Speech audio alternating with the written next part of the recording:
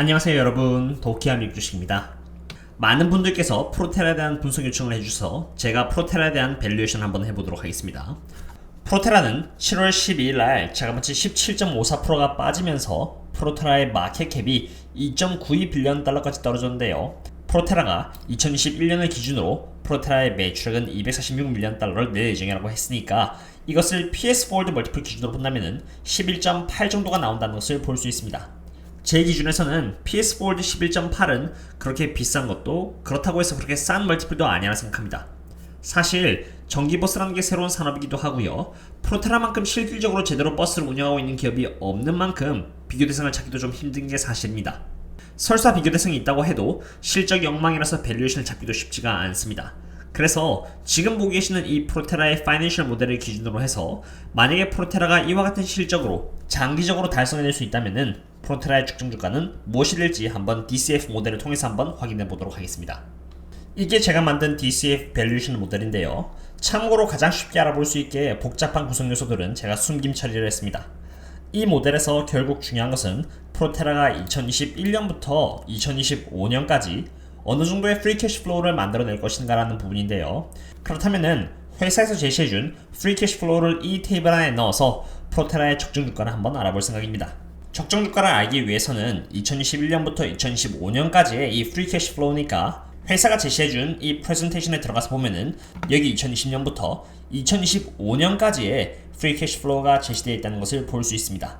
이게 바로 프로테라가 자기네 회사는 앞으로 미래에 한 5년 앞으로 이러한 정도의 프리 캐시 플로우를 만들어낼 것이라고 예측을 하는 부분이 되겠죠. 제가 필요로 하는 정보는 2021년부터 2025년까지의 프리 캐시 플로우니까요. 마이너스 120밀리언 달러부터 390밀리언 달러까지를 그대로 본떠서 제 DCF 모델에다 한번 넣어보도록 하겠습니다. 기입해보도록 하겠습니다. 먼저 2021년에 프리 캐시 플로우는 마이너스 120밀리언 달러니까 이렇게 그대로 적어주고요. 그 다음에 2022년은 마이너스 151밀리언 달러입니다. 그 다음에 2023년은 마이너스 152밀리언 달러이네요. 그리고 2024년은 55밀리언 달러입니다.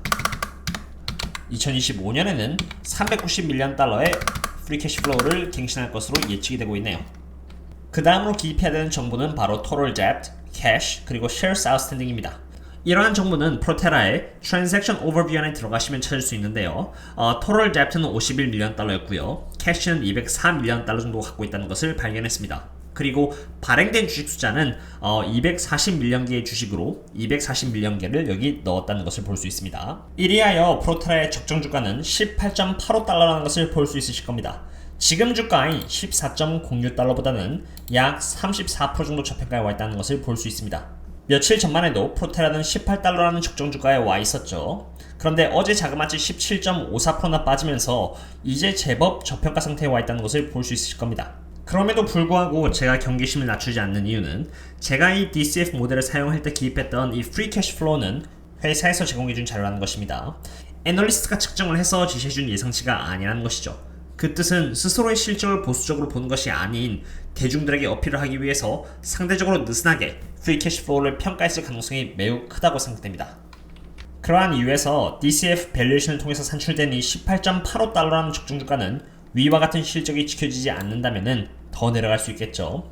그래서 제가 최대한 보수적으로 산정하기 위해서 이 Margin of Safety를 20%를 넣어서 주가를 평가해 보았습니다. 그랬을 경우에는 프로테라의 적정 주가는 15.08달러로 떨어지고요. 지금의 주가의 위치에서 약 7% 정도 저평가다라고 말씀드릴 수 있을 것 같습니다. 프로테라의 밸류에이션에 대해서 알아보았으니 이번엔 버진 갤럭틱에 대해서 한번 알아보도록 하겠습니다. 버진 갤럭틱의 회장인 서 리처드 브랜슨이 3명의 크루 멤버들과 함께 90분 동안 비행하여 약 4분 동안 무중력을 체험하고 왔는데요. 가장 먼저 버진 갤럭틱의 비즈니스 포트폴리오는 스페이스쉽 2 그리고 화이트 나이트 2로 이루어져 있습니다. 여기 영상에서 보이시는 것처럼 스페이스쉽 2에 리처드 브랜슨 그리고 3명의 크루 멤버들을 태우고요. 고도 15,240m까지 비행을 하다가 지정된 고도에 도착하면은 이렇게 스페이스쉽 2가 아까 보셨던 이 화이트 나이트 2로부터 이렇게 분리가 되고요. 약 70초 동안 엔진이 점화되어 지구 위로부터 100km까지 도달하게 되는 것입니다. 이렇게 되면은 스페이스쉽 2 안에 있는 사람들은 무중력을 경험하게 될 수 있는 것이죠. 그리고 착륙하기에 앞서 스페이스쉽 2는 이렇게 공기 저항을 최대한 받을 수 있도록 방향키를 90도로 조절한 다음에 천천히 하강한 뒤 육지로부터 약 21.3km 위치에 도달하게 되면요, 다시 방향키를 조정해서 글라이드 형식으로 착륙하게 됩니다. 설명이 너무 빨랐을 수 있으니 다시 보여드리자면요, 이게 바로 서 리처드 브랜슨 그리고 3명의 크루 멤버들을 타고 있었던 스페이스쉽 2고요. 이 스페이스쉽 2를 일정 고도까지 수송해주는 화이트 나이트 2가 바로 이겁니다. 화이트 나이트 2가 스페이스쉽 2를 45,000피트까지 데리고 올라간 뒤에 분리시키면요, 여기 보이시는 이 스페이스쉽 2가 스스로의 엔진을 이용해서 60초 동안 마 3의 스피드로 올라갑니다. 그러다가 지구로부터 50마일스 떨어진 위치에 도착하면요, 그때부터 스페이스쉽 2는 무중력을 경험하게 되는 것이죠. 그러다가 다시 방향키로 90도를 꺾어서 내려간 다음에 글라이드 형식으로 착륙한다라고 이해하시면 되겠습니다.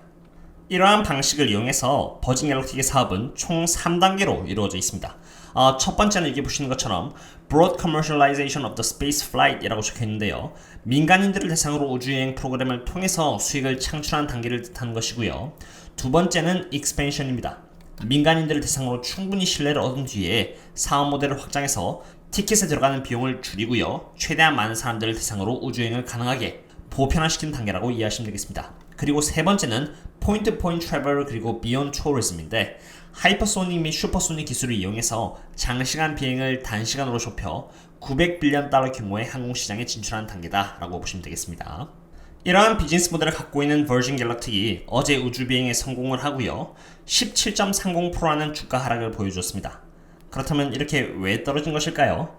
저는 일찍이 라이브를 통해서 저희 라이브 멤버들을 대상으로 이 기업은 펀더멘털이 아직 없으며 펀더멘털이 없을 때는 주가는 그저 기대감으로 인해서 형성된 주가라고 말씀을 드렸는데요, 버진 갤럭틱의 펀더멘털을 보시면요, 매출이 만들어지지 않은 지 꽤나 되었고요, 매출 총이익은 당연히 부재 상태입니다. 그리고 매출액과 매출 총이익이 없으니 영업이익과 순이익은 꾸준히 적자를 갱신하고 있는 상태입니다.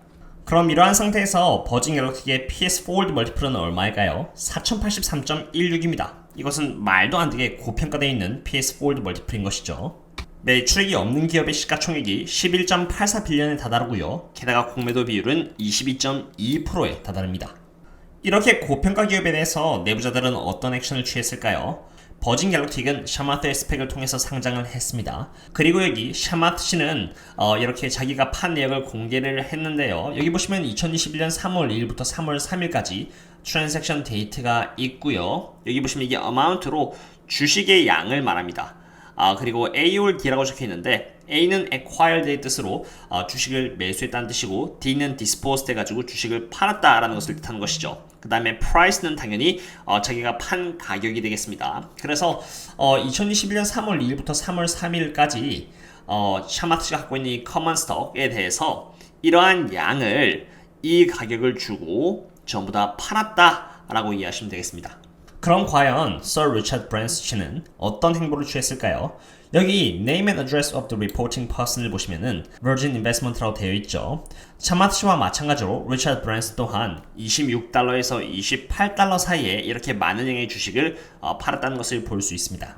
물론 전부 다 팔았다고 볼 수는 없지만 이미 과거 4월 달에 이렇게 많은 주식들을 팔았다는 것을 봤을 때 지금의 40.69달러는 고평가이며, 지금의 주가가 적어도 과거에 팔았을 때보다 훨씬 더 높은 주가에 위치해 있기 때문에 리처드 브랜슨 씨의 입장에서는 더 팔 확률이 높지 않을까 생각됩니다. 내부자 매도는 그렇다 치더라도 제가 개인적으로 버진 갤럭틱에 대해서 우려하고 있는 부분은, 첫 번째는 버진 갤럭틱이 민간인을 대상으로 우주여행을 제공한 티켓이 250K로 한화로 하면은 2억 5천만 원으로 너무 비싸다는 것입니다. 그리고 두 번째는 가장 강한 경쟁사로 할 수 있는 아마존의 블루 오리진과 테슬라 스페이스X가 있다는 점입니다. 스페이스X의 경우는 100명에 가까운 사람들을 태울 수 있는데 한 번 발사할 수 있는 비용이 약 2밀리언 달러까지 떨어질 수 있다고 본다면 한 석당 2천만 원 정도가 될 수 있다고 봅니다. 버진 갤럭틱의 경우는 한 티켓당 2억 5천만 원이라고 하는데 테슬라처럼 가격을 크게 다운시키지 않는 이상은 보편화시키기는 좀 어렵다 생각됩니다. 게다가 일론 머스크는 약간의 편리함을 희생한다면 한 번의 발사당 여행객을 3배 이상 늘릴 수 있다고 언급했기 때문에 우주여행 티켓의 가격은 1000만원대로 떨어질 수 있다고 볼 수 있습니다. 어떠셨나요 여러분? 오늘은 프로테라 그리고 버진 갤럭틱에 대한 분석을 해보았는데요. 프로테라는 오래된 회사인 것은 맞지만 상장한 지 얼마 안 된 만큼 충분한 자본이 자리를 잡지 않아 한동안 변동성을 보여줄 것이라 생각합니다. 프로테라 회사가 제시한 2021년부터 2025년까지 실적이 예측치에 맞게 잘 성장해준다면 프로테라의 적정 주가는 18달러가 되겠지만 조금 더 보수적으로 봤을 때 프로테라의 적정 주가는 15달러 정도라고 생각합니다. 상장한 지 얼마 안 된 기업일수록 변동성에 노출될 수 있으니까 항상 분할 매수를 통해서 자신만의 평단가를 낮추어가는 과정을 반복하셔야만 나중에 좋은 수익을 얻을 것이라고 생각합니다. 그리고 버진 갤럭시의 경우는 아직 매출액도 없고 고평가 상태이며 테슬라의 스페이스 X나 아마존의 블루 오리진이라는 강력한 경쟁사 또한 경계를 늦출 수 없는 부분이라 생각합니다.